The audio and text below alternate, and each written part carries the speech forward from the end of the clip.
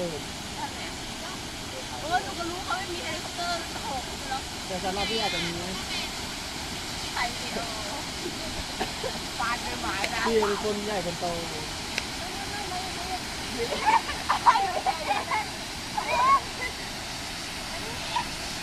วันพีช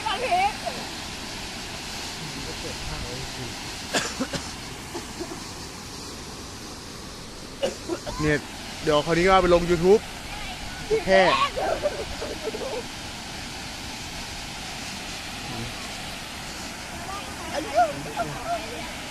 ขณะนี้นะครับผมอยู่ที่น้ำตกชาตการอะไรเงี้ย